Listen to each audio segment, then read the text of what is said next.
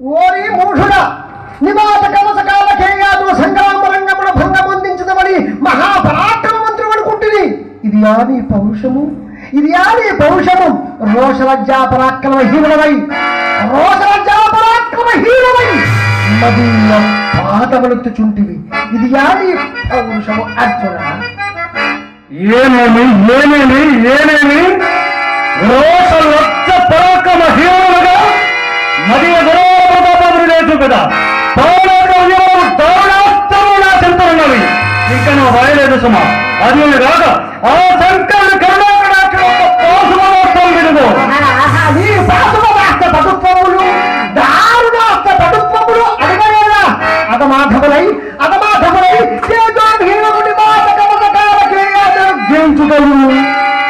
తానే వర్ణించిన శంక నిర్జించుటయు మహాపతాపంబడి ఎలా చెప్పుకుంటున్నాడు.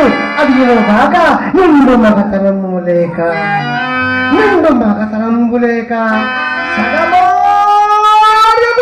మహేశ్వరుడు ప్రసాదించిన అస్త్రములట. ఈ అస్త్రములు భ్రము కల్పించుట. బావా, రుద్రుడు నిండు మగతనము లేనివాడు. అతడు సగం ఆటదయ్యా. అతని సంగతి అట్లుంచు బాబా. నిరంతర నారీరోడవు నీవు శంకరుని కౌశలంతో లెక్కలేదు బావా. ఈ అర్జునుడి కలిసి తుచ్చోడు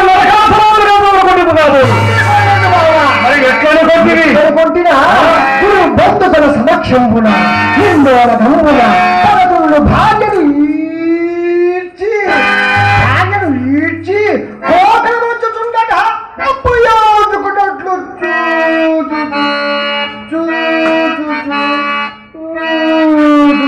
మూలకుండి కాబోళ్ళు బాబా. సిగ్గుల తల వంచకొడగయ్యాల ప్రగల్భములాల వచ్చింది. ప్రగల్భములు ధర్మములకు కట్టుబడి ఉండరిచే ఓరకండములు వచ్చను కాని నువ్వంటే నీ చాలక కాదు. అరణ్యవాసనంతరము చేయనప్పుడే నీవు మా పరాకులు మెరగలవు. ఈ పఠములు గమ్మిలే మందాయంద్ర కుంభ సంపవరాది కలిపిన ఘాత రాష్ట్ర సంజయ్ తేజాహీనముగా లేదు బావా. ఇన్ని మాటలకు నా చతుర్బాహుమాలు తప్పిపుకొని చతుర్బాహువులు 4,00,000 గోగుల పరిపాలనములకను ఒకరికి వస్తున్నాము. నీ చతుర్బాహువులు చతుస్సహస్రకామిని కూడా ఆనందములకను అక్కడికి వస్తున్నాము. నీ చతుర్బాహువులు అంతేకాని చతుర్దశ విద్యను నేర్చి చతురంగంలో పెరుగున్నాయి. చతురోపాయముల రింగియు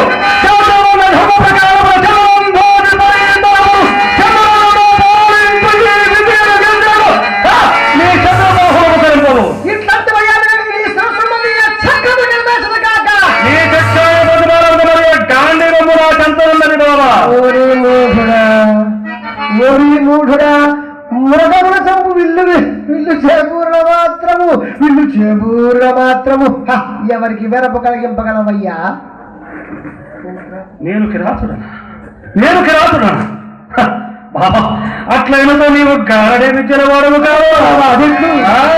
గారడి వారి కరమునందు పెనము వంటి చక్కను ధరించిన నీవును హారికంలో నాగర బొదలలోకి నీ బాలలతో సహోదర వీళ్ళు మీరు మాకు వెరపింపగలరా? లోకైక ప్రపూజ్యుండకు మా అన్నమాడు ఎచ్చడదనబడేనా జూదరి